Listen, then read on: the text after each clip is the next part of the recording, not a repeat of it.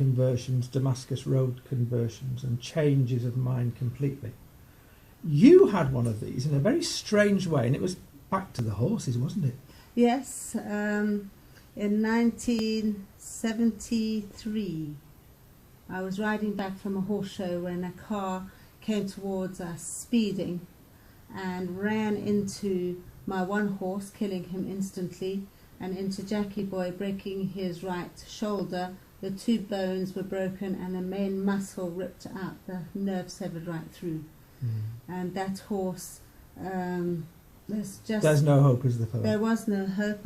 We sent the horse to the horse hospital. He was there for 6 weeks, and after 6 weeks they said you have to have the horse put down because the nerve was not responding, and it is too late then to pin the bones together. Right.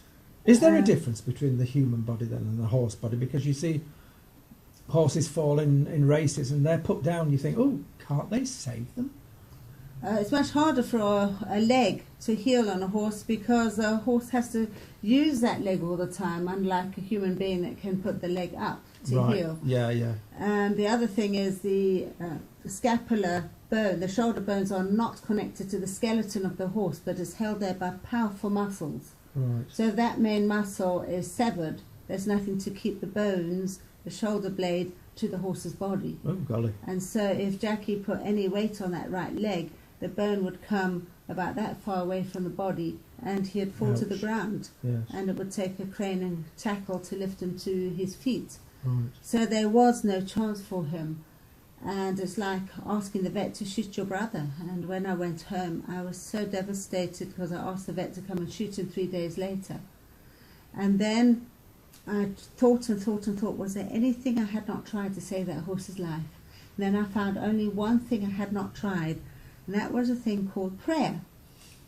And I wasn't a Christian, so now how can you ask God to heal your horse if you're not a Christian?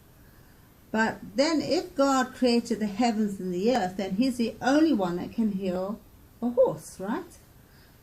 But how can he heal my horse if I'm not a Christian?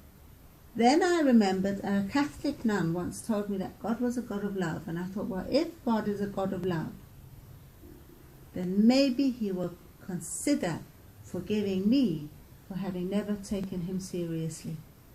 So I decided to give it a try. And I said, dear God, that's if you can hear me, forgive me for my unbelief. But if you can hear me, then I also believe that you can heal Jackie.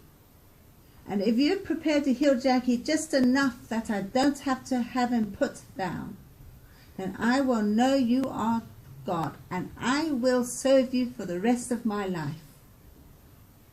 Next day I go and see Jackie. He whinnies, takes a step forward, puts weight on that leg, the shoulder comes out, he crashes to the ground. And I just turned around and said, Suzanne, what are you thinking? God is going to do a miracle or something? Come on. Didn't Jesus die on the cross to break the power of sin and death and rise on the 3rd day, that those who believe in him shall not die but have everlasting life? Maybe I should put Jesus first in my life anyway. And at that moment my friend Ruta said, Suzanne, your horse is getting up. I turned round.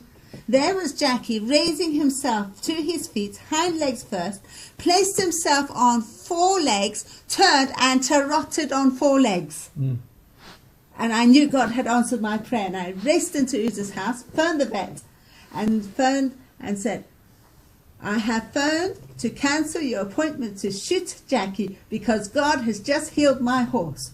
And the vet said, phone me back when you are feeling better. As he would. But God did 100% miracle. Those bones were firm, he was sound, and the wound closed up, that there was not even a scar. And Jackie Boy worked in the riding school for the further 12 years of his life without 1 day's lameness. So as you can imagine, I became a Christian. Who wouldn't? Absolutely. The vet. He It's sometimes hard to get them to believe, but I know. I've got photographs of Jackie jumping after. He could gallop. taught hundreds of children how to ride. And it's through that I wanted to serve God for the rest of my life. And that's where I started to run riding schools to share this, that Jesus is alive with the children.